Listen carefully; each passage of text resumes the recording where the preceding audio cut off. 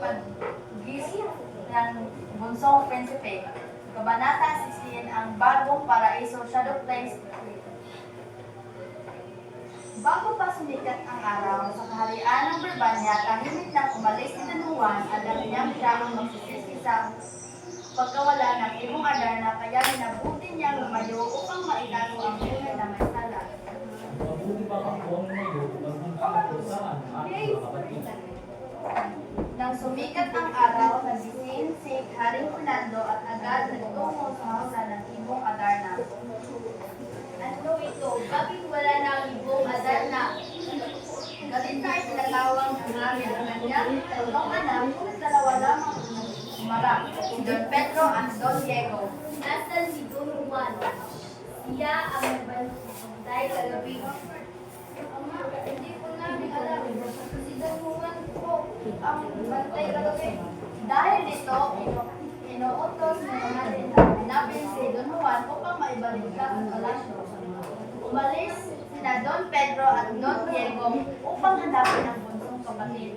Nilakban nila ang mga bukid, puro at agad. Sinalisik nila ang bawat sulong at kagubatan. Napakarami na nating lugar na pinuntahan, ngunit hindi pa rin natin siya matagpuan. Magpapatuloy tayo, ingat, hindi tayo maaaring bumalik ng walang balikan.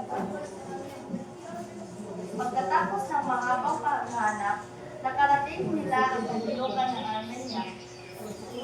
Ang Armenia ay isang magandang lugar, ang mga puno ay bitin sa bunga, ang mga ibon ay masayang umaawit sa umaga, at ang malinaw na lubid ng batis ay tila umaawit habang dumagalay.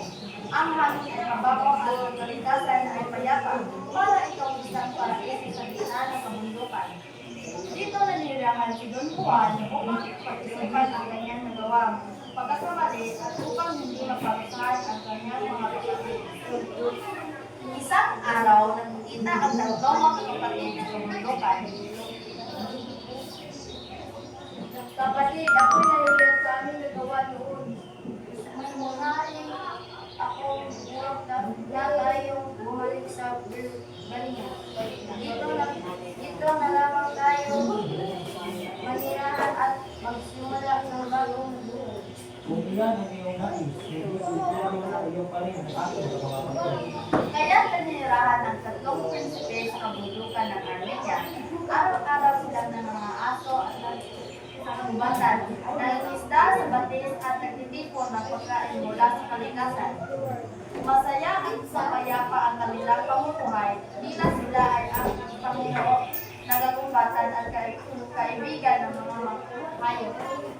Ngunit nang paglipas ng panahon, naisip ng tatlong prinsipe na tuklasin ang ibang bahagi ng mundo na hindi pa nila nararating. May bahagi ng bundok, may bahagi pa naroon na pupuntahan. Halit na, tuklasin natin kung ano ang naroon.